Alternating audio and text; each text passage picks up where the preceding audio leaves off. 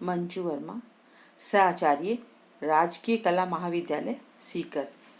आज का अपना विषय है 18वीं शताब्दी के मध्य भारत और मराठा परिसंघ और उसकी स्थापना, शक्ति एवं दुर्बलता।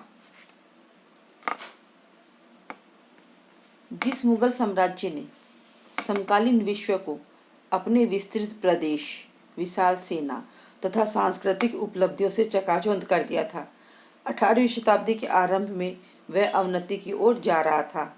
18वीं शताब्दी में ही मुगल साम्राज्य का ह्रास व पतन के लक्षण औरंगजेब के शासनकाल में दिखाई पड़ने लग गए थे, किंतु उसकी मृत्यु के बाद से साम्राज्य के पतन की गति बहुत तीव्र हो गई, क्योंकि उसकी जड़ें बिल्कुल खोखली हो चुकी थी।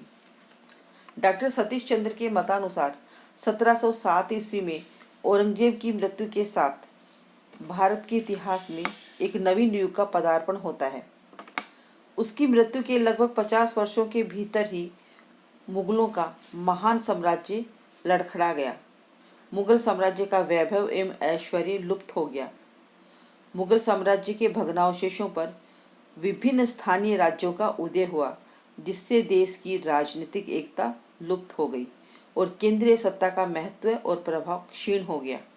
पूर्वी भारत में अवध, बंगाल, बिहार और उड़ीसा के समृद्ध प्रांत मुगल साम्राज्य के प्रभाव से मुक्त हो गए। दक्षिण भारत में एक तरफ तो निजाम ने हैदराबाद के स्वतंत्र राज्य की नींव रखी, तो दूसरी तरफ मराठों ने द्रुत गति से उत्तर भारत को अपने राजनीतिक प्रभाव में लाने का प्रयास किया। राजस्थान के राजपूत शासक भी मुगलों के कठोर नियंत्रण से मुक्त होकर अपने अपने राज्यों की सीमाओं को बढ़ाने में जुट गए। पंजाब में सिखों ने अपनी शक्ति को संगठित करके अपने राजनीतिक प्रभाव को बढ़ाने का प्रयास शुरू कर दिया। दक्षिण भारत में यूरोपीय शक्तियां भी देश की अवस्था का पूरा लाभ उठाने में लगी हुई थी। ऐसी स्थिति में अफगानिस्तान के शासक नादिर शाह के आक्रमण ने मुगल साम्राज्य की अर्थी को तैयार कर दिया। जब मुगल सत्ता निर्बल, खोखली और पतनोन्मुख हो चली थी, उसी समय मुगल सूबेदारों और सरदारों ने भी स्थिति का अनुचित लाभ उठाकर अपने को स्वतंत्र करने का प्रयास किया। उनकी इन गतिविधियों से मुगल साम्राज्य विखंडित हो गया। मुगल दरबार षड्यंत्रों का केंद्र बन गया। मुगल साम्राज्य इस समय शक्तिशाली दरबारियों और सेनानायकों के हाथों का खिलौना बन गए थे। शासक की मृत्यु के पश्चात उनके लिए होने वाले युद्ध और षड्यंत्रों ने भी मुगल शासन के प्रति शक्ति को निर्बल बनाया। अंतिम मुगल शासकों के समय में भारत की राजनीतिक स्थिरता लुप्त हो गई थी और शासन का प्रभुत्व अथवा अंकुश समाप्त हो गया था। मुगल सत्ता बहुत क्षीण और निर्बल हो चुकी थी। सरदार षड्यंत्रों में लीन थे, विदेशी आक्रमण हो रहे थे, मुगल शासक पतित हो गए थे और वास्तव में स्थिति इतनी खराब थी कि उस समय शासन जैसी कोई चीज शेष नहीं रह गई थी। 1739 ईस्वी में नादिर शाह के आक्रमण ने मुगल साम्राज्य का प्रभुत्व और भी घटा दिया। पानीपत की तीसरी लड़ाई 1761 ईस्वी में मराठों और अहमद शाह अब्दाली के बीच हुई, क्योंकि उस समय मुगलों की सत्ता का कोई महत्व नहीं रह गया था। इसके बाद तो मुगल सम्राट केवल दिल्ली के शाही महल तक के स्वामी रह गए थे। वस्तुतः 18वीं शताब्दी के अंत तक मुगलों का राज्य दिल्ली और उसके आसपास के कुछ प्रदेशों तक सीमित हो गया था। 1740 तक आते आते भारत में राजनीतिक अस्थिरता उत्पन्न हो गई थी। विलासप्रिय एवं अयोग्य मुगल सम्राटों के कारण केंद्रीय नियंत्रण शिथिल हो गया और मुगल दरबार स्वार्थी तथा सत्ता लोलुप अमीरों के षड्यंत्र का केंद्र बन गया। परिणाम स्वरूप स्थानीय शक्तियों का उदय हुआ। अवध, बंगाल, बिहार और उड़ीसा के सूबे साम्राज्य से पृथक हो गए थे और दक्षिण भारत में निजामुल उल मुल्क ने हैदराबाद के स्वतंत्र राज्य की नींव रखी। पेशवा बाजीराव के नेतृत्व में मराठों ने भी उत्तर भारत की ओर अपने प्रभाव को बढ़ाना शुरू किया और गुजरात, मालवा तथा बुंदेलखंड पर अपना नियंत्रण स्थापित कर लिया। उत्तर पश्चिमी सीमांत की सुरक्षा व्यवस्था की तरफ पर्याप्त ध्यान न दिए जाने से अफगानों को उन सूबों पर अपना अधिकार जमाने का अवसर मिल गया।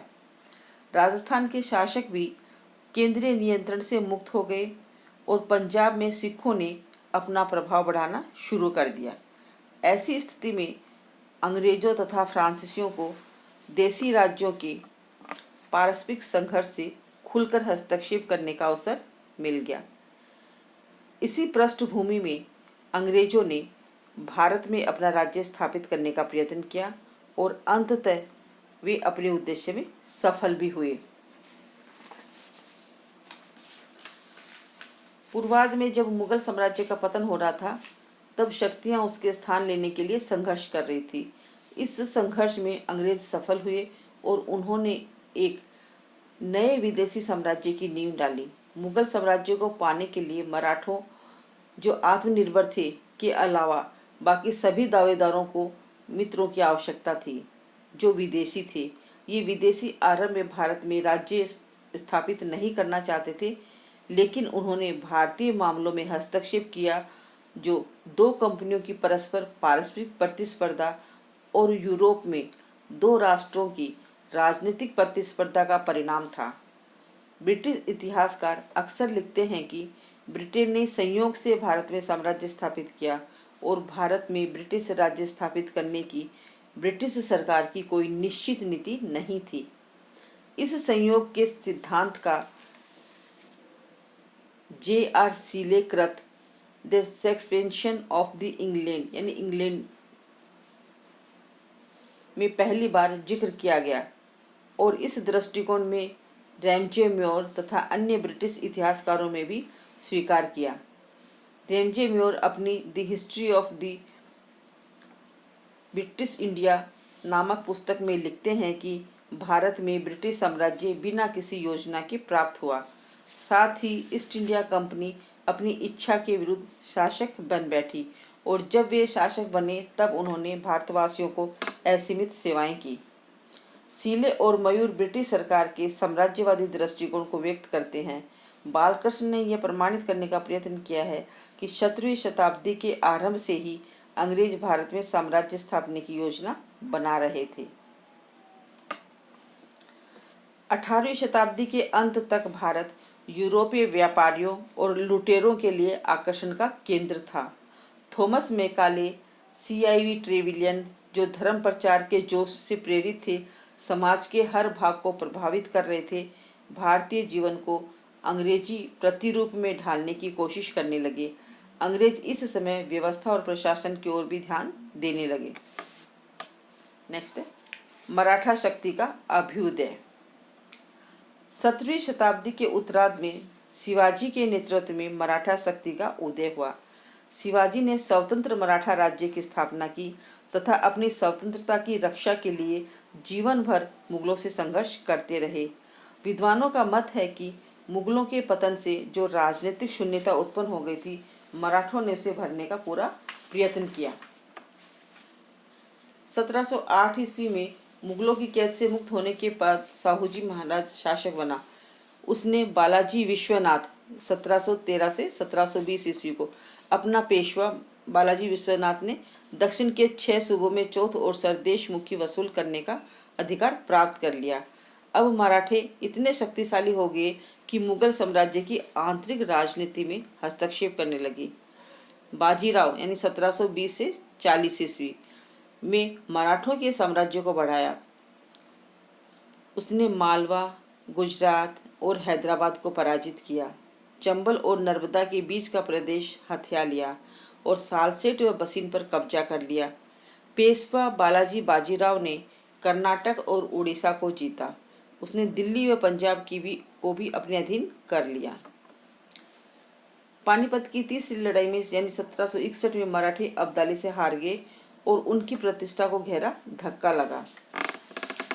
पेशवा माधवराव यानी 1761 से 72 ईस्वी में 8-10 वर्षों के बाद मराठों की शक्ति को पुनः बढ़ाया।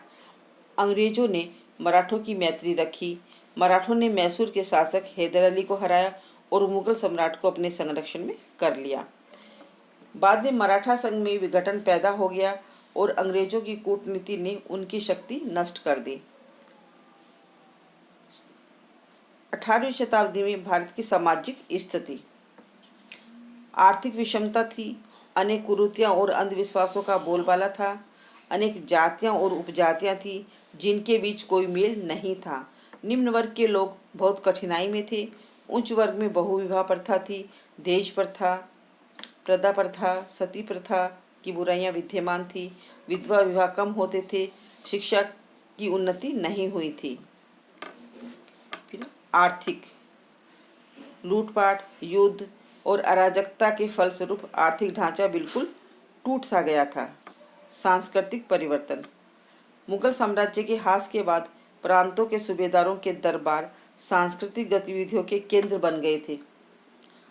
चित्रकला और कांगड़ा राजपूत शैलियों का विकास हुआ था।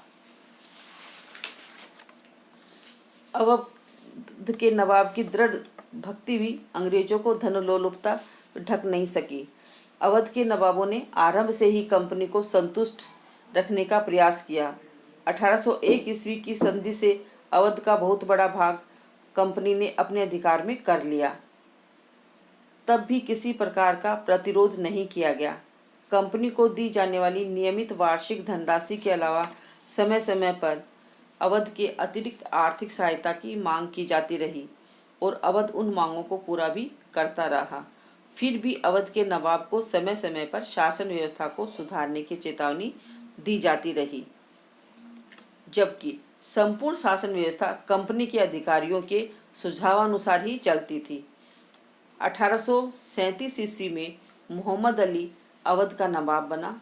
उसके साथ कंपनी ने एक संधि की जिसके अनुसार नवाब को अपनी छोटी सी सेना भी भंग करनी पड़ी।